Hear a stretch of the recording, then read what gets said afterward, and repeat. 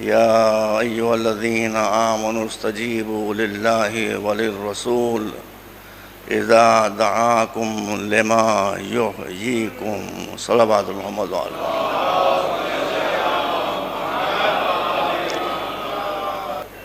اب یہی آیت کہ میں تو آیت کا ٹکڑا پڑھا ہے، اس میں ارشاد ہے کہ صاحبان ایمان اللہ اور رسول تم کو جب ایسے دین کی طرف بلائیں، ایسے میسج اور مشن کی طرف بلائیں کہ جس سے تم بعد تمام معنی زندہ ہو جاؤ۔ اس کا مطلب ہے کہ اسلام زندگی کا پیغام ہے، موت کا پیغام نہیں۔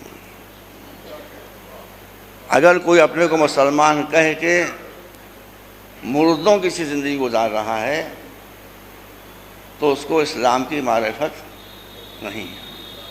موت سب پر غالب آ کر رہتی ہے، بس ایک مسلمان وہ ہے جس کو موت نہیں مار سکتی۔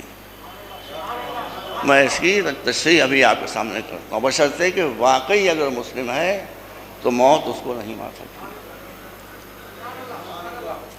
اسلامی شریعت میں کوئی بات اگر تم کو لاجک اور منطق اور ریزننگ کے خلاف دکھائی دے رہی ہو تو سمجھ لو کہ وہ بیوقوف ملاؤں کی لائی ہوئی ہے، مولا کی لائی ہوئی نہیں ہے۔ کوئی ایک بات آپ نہیں دکھا سکتے شریعت میں کہ جو عقل کے خلاف ہو، جو ریزننگ کے خلاف ہو۔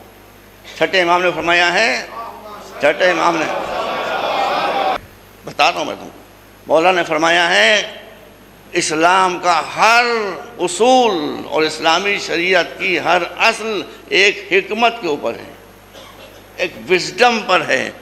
جب تک وہ وزڈم تمہاری سمجھ میں نہیں آتی ہے تمہیں اس کی قدر نہیں ہوتی، جب وہ وزڈم سمجھ میں آ جاتی ہے تو اس کی قدر ہوتی ہے۔ یرید اللہ بکم الیسر، شریعت آپ کے مسئلوں کو، مشکلوں کو، سمسیاؤں کو آسان بنانے کے لیے آئی ہے، مشکلیں پیدا کرنے کے لیے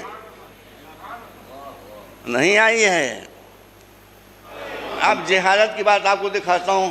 یہ 3 دن کی کانفرنس جب ختم ہو گئی تو ایک سوامی جی میرے پاس آئے، کہنے لگے مولانا صاحب آپ کہیں تو ہم آپ کو ایک سچی بات بتائیں۔ ہم نے کہا بتائیے، سنیے، سننی بھی سنیں اور ٹھیک سنیں۔ کہ ہم سوامی جو ہوتے ہیں ہم لوگ سب دھرموں کو پڑھتے ہیں، ہم نے بھی قرآن پڑھا ہے، ہم نے بھی بائبل پڑھی ہے اور سب کیا ہے۔ ہمارے ایک ساتھی تھے، وہ بھی بڑے ودوان تھے، وہ کسی ٹربلڈ ایریا میں بس سے سفر کر رہے تھے اپنی پتنی کے ساتھ۔ ڈر لگ رہا تھا کہیں اس میں آتنکوادی نہ گھس آئیں۔ وہی ہوا، آتنکوادی گھس آئے، بڑی بڑی پگڑیاں باندھے ہوئے، بڑی بڑی داڑھیاں رکھے ہوئے، یہاں تک کہ پیجامے پہنے ہوئے، اور کیا ہم نے بھیانک صورتیں، گھس آئے، ہاتھوں میں گن لیے ہوئے، گنے لیے ہوئے، اور آتے ہی انہوں نے کہنا شروع کیا پڑھو قرآن، پڑھو قرآن۔ سنتے رہیے گا، یہ واقعہ آپ لکھ لیجیے اور اس کو آپ کو بیان کر سکتے ہیں، میری اتھارٹی پہ ہر جگہ۔ پڑھو قرآن، پڑھو قرآن، پڑھو قرآن۔ جس مسلمان سے کہا پڑھو قرآن، اسے سنا دیا۔ اب ہندو کہاں سے قرآن پڑھے؟ قرآن نہ پڑھنے کی سزا یہ ہے کہ فوراً گولی مارا اور ماری، اس کو قتل کر دیا۔ ایک قتل ہوا، دوسرا قتل ہوا، تیسرا قتل ہوا۔ عورتوں کو انہوں نے بس سے نیچے بٹھا دیا تھا۔ یہ سوامی جی جو اپنی پتنی کے ساتھ سفر کر رہے تھے، ان کی پتنی نیچے بیٹھی ہوئی تھی، پتنی رو رہی ہے کہ اب ہمارے جو پتی ہیں ان کو ہی مارا جائے گا، ان کی بھی لاش گرتی ہے بس سے۔ ابھی تھوڑی دیر، بس یہاں سنیے، تھوڑی دیر میں انہوں نے دیکھا کہ ان کے پتی مسکراتے ہوئے چلے آ رہے ہیں۔ آپ کیسے جیوت رہ گئے؟ آپ کیسے زندہ بچ گئے؟ کہا بھائی بات یہ ہوئی کہ جب وہ دھائیں دھائیں مارتے کاٹتے بے گناہوں کو ہمارے پاس آئے اور مولانا صاحب اور ہم سے کہا پڑھو قرآن، تو ہم کو قرآن تو یاد نہیں تھا، ہم نے گیتا کا شلوک سننا شروع کر دیا۔ بہت اچھا قرآن یاد ہے، جاؤ۔ یہ مجاہدین اسلام ہیں جو گیتا اور قرآن میں فرق نہیں کر سکتے۔ یہ اسلام کے جہادی ہیں جن کو قرآن و گیتا کا فرق نہیں معلوم۔ وہ گیتا پڑھو کہ بہت اچھا تم نے قرآن پڑھا، جاؤ یہاں سے۔ اس لیے ہم کہتے ہیں ہر شے سے بدتر ہے جہالت۔ علم انسان کو زندگی دیتا ہے، جہالت انسان کو موت دیا کرتا ہے۔ اب سنیے، ہمیں قرآن پر ناز ہے، کیوں ناز ہے دیکھیے بھی۔ اب پتنی بھی ہوشیار تھی، اس نے کہا کہ آپ نے گیتا کیوں سننا شروع کر دی؟ کہا میں نے گیتا جی کا پاٹھ اس لیے پڑھنا شروع کر دیا کہ مجھے وشواس ہو گیا کہ ان لوگوں نے قرآن نہیں پڑھا ہے۔ یہ جو داڑھیاں رکھے ہوئے ہیں، جو پگڑیاں باندھے ہوئے ہیں، گنے ہاتھ میں لیے ہوئے ہیں، انہوں نے قرآن کو پڑھا نہیں ہے۔ جملہ سنیے، ایک ہندو کا جملہ، بھائی ایک ہندو کا جملہ سنیے۔ کہا آپ نے کیسے سمجھا؟ پتنی نے کہا، بیوی نے کہا آپ نے کیسے سمجھا کہ انہوں نے قرآن نہیں پڑھا ہے؟ کہا ہم نے اس لیے سمجھا کہ جو قرآن پڑھ لیتا ہے وہ پھر ظالم نہیں ہو سکتا۔ ایک مرتبہ صلوات بھیجیں آپ راضا۔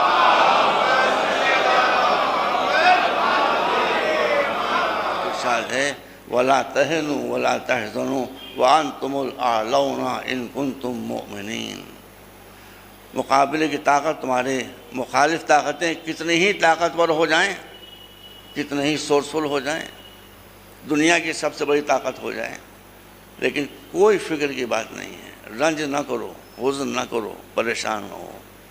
ایک وعدہ تم ہم سے کر لو، ایک وعدہ ہم تم سے کرتے ہیں، نہ رنج کرو، نہ مزمحل ہو، نہ پریشان ہو، نہ ڈرو۔ تم ہم سے ایک وعدہ کرو کہ تم ایمان کو پکڑے رہو گے۔ ہم تم سے یہ وعدہ کرتے ہیں کہ جب تم مومن ہو گئے تو ہمارے سپاہی ہو گئے، جب سپاہی ہو گئے تو کوئی تمہیں شکست نہیں دے سکتا۔ صلوات بر محمد و آل محمد۔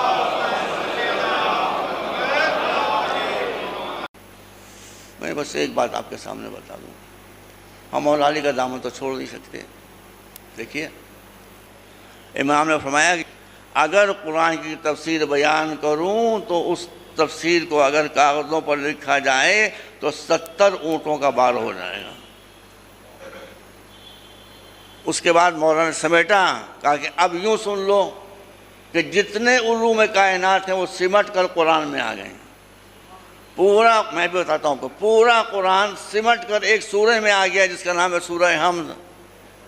سورہ حمد سمٹ کر ایک آیت میں آ گیا ہے، بسم اللہ الرحمن الرحیم میں۔ بسم اللہ سمٹ کر بے میں آ گئی ہے، با میں، اور با سمٹ کر اس نقطے میں آ گیا ہے جو بے کے نیچے دیا جاتا ہے۔ آج کا نوجوان ہم سے سوال کرتا ہے ہاؤ از اٹ پاسبل، یہ کیسے ہو سکتا ہے کہ 6666 آیتیں ایک نقطے میں سمٹ کر آ جائیں؟ میں بتاتا ہوں کیسے ہو سکتا ہے۔ میری آنکھوں میں تھوڑی پرابلم ہے تو اللہ کا شکر ہے کافی مجھے افاقہ ہے۔ میں لندن گیا، لندن میں ایک بہت، جو لوگ آپتھالمالوجی کے ایکسپرٹ ہیں وہ جانتے ہیں، ضرور جانتے ہوں گے، بہت پرانا آئی ہاسپٹل ہے، بلومز فیلڈ ہاسپٹل۔ میں وہاں گیا، مجھے لوگ لے کے چلیے وہاں پہ آنکھ ٹیسٹ کرائیں، وہاں لے گئے ہم کو۔ تو وہاں کی جو لیڈی ڈاکٹر تھی 80 برس کی تھیں وہ، but still she was a miss. 80 برس کی مسز نہیں تھیں، مس تھیں، مس کیری، مس کیری نہ سمجھ لیجیے گا، مس کیری۔ اب ان کا اپنا ایک اسٹائل ہوتا ہے، انہوں نے میری آنکھ کو دیکھنا شروع کیا اور سب کرنا شروع کیا۔ ایسے سنیے، کہاں آپ کو معلوم بھی ہے کہ یہ آپ کی آنکھ کیسے دیکھتی ہے؟ میں نے کہا بھائی مجھے زیادہ نہیں معلوم ہے، تھوڑی بہت معلوم، آپ بتائیے، آپ ایکسپرٹ ہیں۔ دیکھیے غور کیجیے، بس میں بات کو سمجھ رہا ہوں۔ کہا یہ جو آپ کی آنکھ ہے یہ نہیں دیکھتی ہے، پھر کیا دیکھتا ہے؟ کہا اس کے اندر جو آئی بال ہے یہ بھی نہیں دیکھتا ہے۔ میں نے کہا پھر کیا دیکھتا ہے؟ کہا اس کے اندر جو پتلی ہے وہ بھی نہیں دیکھتی ہے۔ میں نے کہا پھر کیا دیکھتا ہے؟ کہا اس پتلی کے اندر تل ہے، ہوتا ہے نا بڑا تل، اتنا سا تل ہے، یہ دیکھتا ہے۔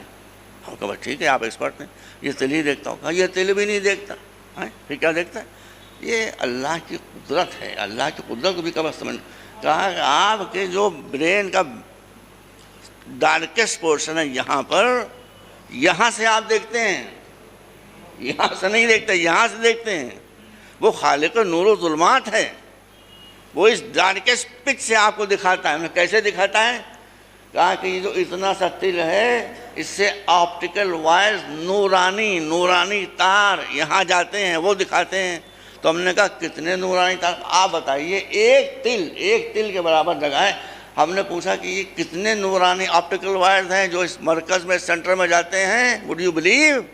کہا 1.4 ملین۔